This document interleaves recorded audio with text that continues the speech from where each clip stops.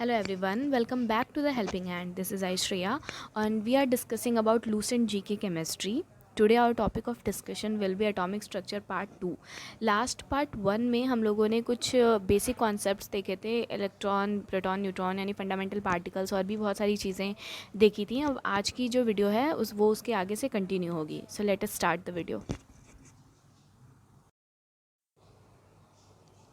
Last video तक हम लोगों ने एटॉमिक स्ट्रक्चर के बारे में काफ़ी सारी चीज़ें पढ़ ली. Atomic number, atomic masses, electron, proton या न्यूट्रॉन के बारे में सारी चीज़ें हम लोगों ने पढ़ ली.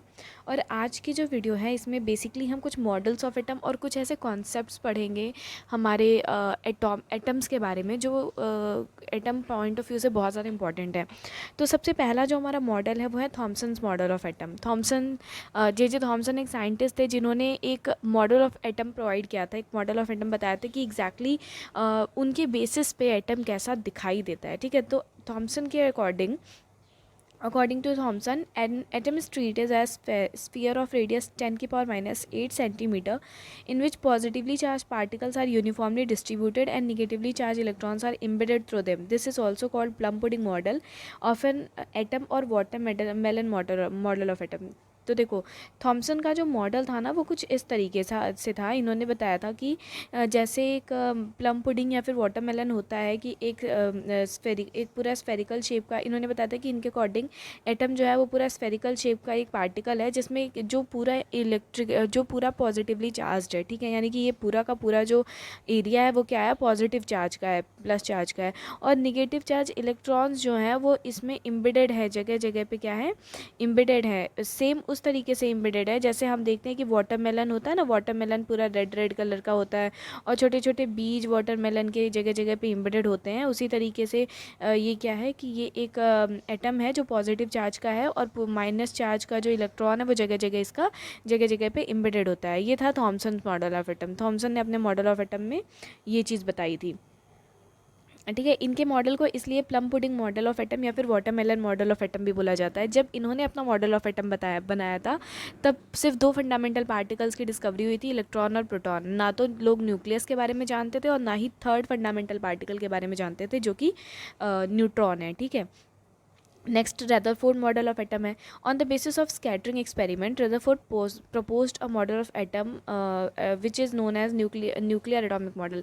एक अल्फा पार्टिकल स्कैटरिंग एक्सपेरिमेंट किया गया था रदरफोर्ड के थ्रू. अल्फा पार्टिकल स्कैटरिंग एक्सपेरिमेंट के बेसिस पे क्या पता चला था कि एटम जो है वो अपने सेंटर में एक hard positive charge particle contain करता है जिसको हम न्यूक्लियस बोलते हैं.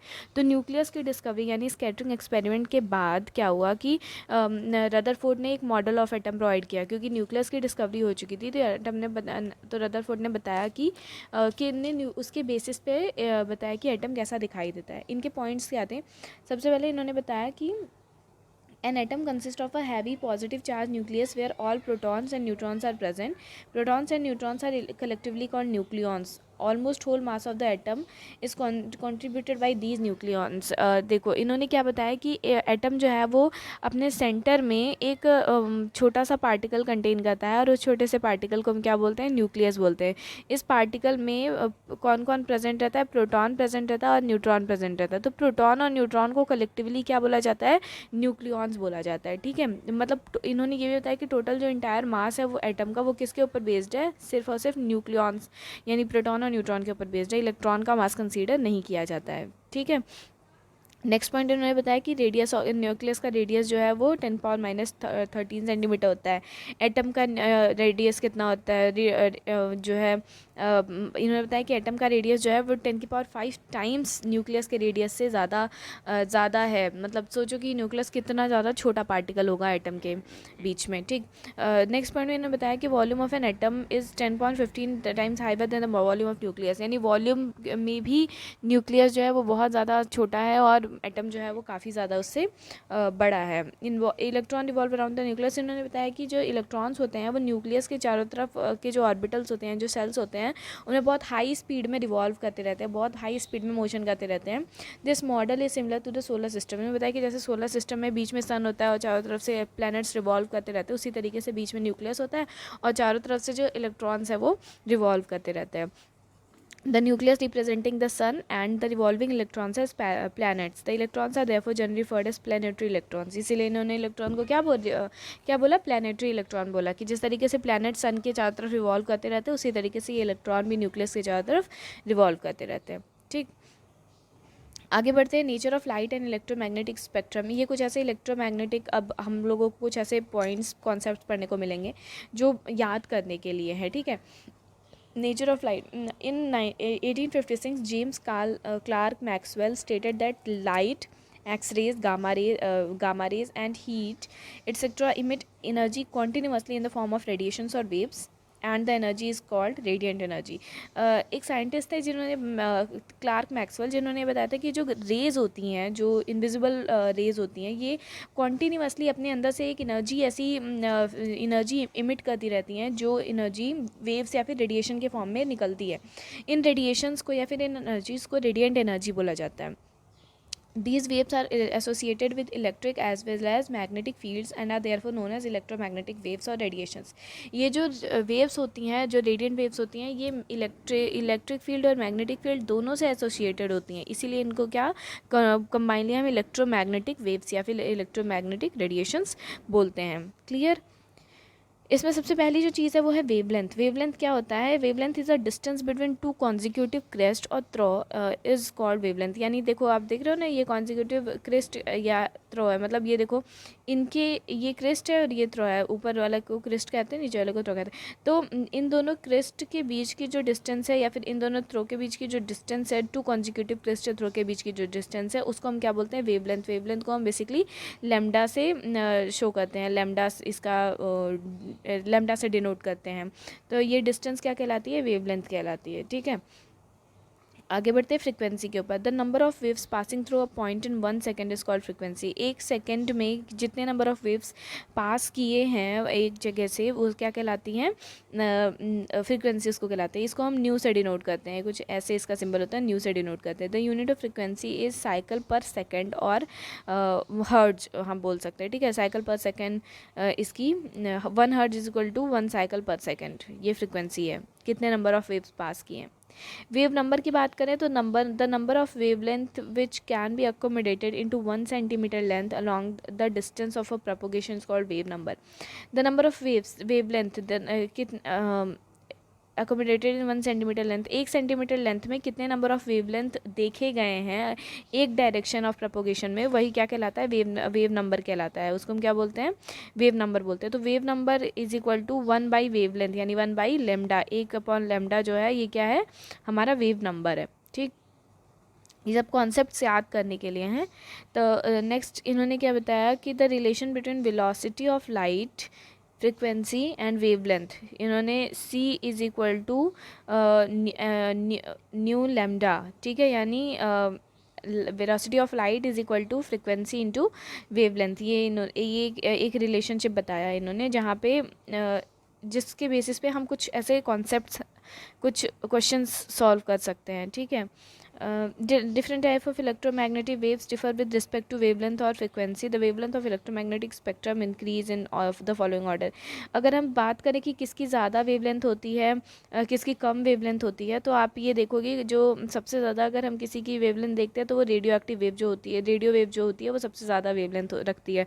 उससे कम माइक्रोवेव, उससे कम इंफ्रारेड, उससे कम विजिबल रेज, उससे कम अल्ट्रावायलेट रेज, उससे कम एक्स रेज, उससे कम वाई रेज, उससे कम कॉस्मिक रेज। यानी कॉस्मिक रेज की जो वेवलेंथ होती है वो सबसे कम होती है, और रेडियो वेवलेंथ की जो रेडियो वेव्स की जो वेवलेंथ होती है वो सबसे ज़्यादा होती है। तो इंक्रीजिंग ऑर्डर में एक बताया गया कि किसकी वेवलेंथ कम है, किसकी वेवलेंथ ज़्यादा है।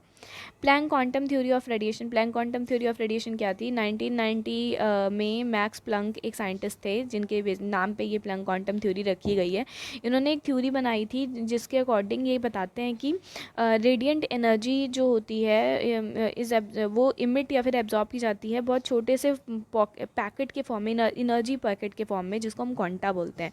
मतलब कि जो भी एनर्जीज इमिट होती है या फिर एब्जॉर्ब की जाती है किसी भी रेडिएंट वेव के थ्रू, थ्रू या किसी भी रेडिएंट एनर्जी के थ्रू वो बहुत स्मॉल पॉकेट्स के फॉर्म में, जैसे हम छोटे छोटे पैकेट बना के किसी चीज़ को डिस्ट्रीब्यूट करते हैं, उसी तरीके से छोटे छोटे पैकेट के फॉर्म में जो एनर्जी है वो एब्जॉर्ब या फिर एमिट की जाती है, जिसको हम क्वांटा के नाम से जानते हैं। In case of light these packets are known as photon. अगर लाइट के फॉर्म में आ जाए तो वही जो पैकेट्स होते हैं उनको क्या कहते हैं, हम फोटोन कहते हैं।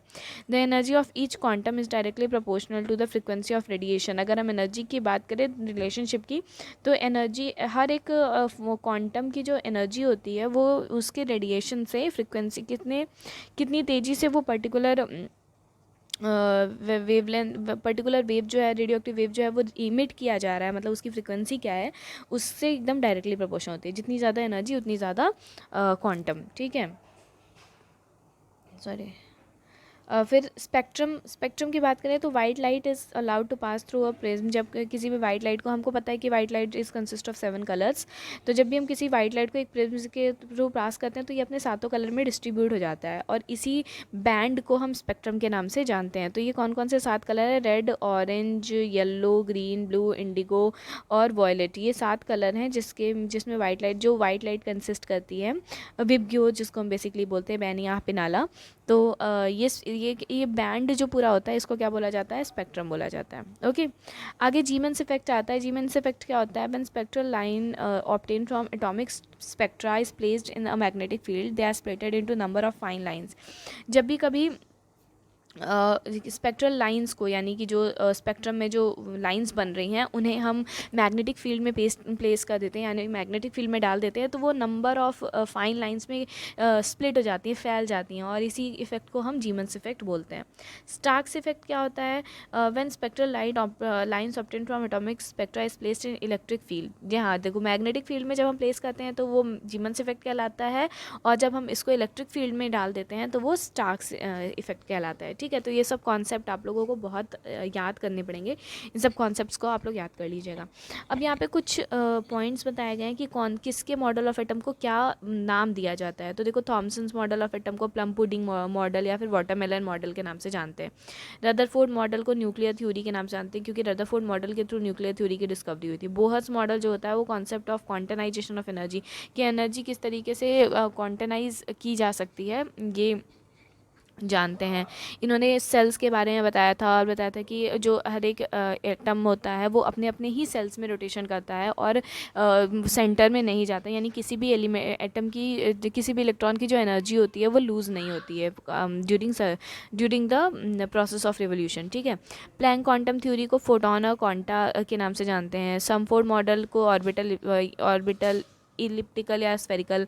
डी ब्रॉगली इक्वेशन है ड्यूअल नेचर ऑफ इलेक्ट्रॉन बताता है। Heisenberg uncertainty principle, exact position of momentum can not be determined simultaneously.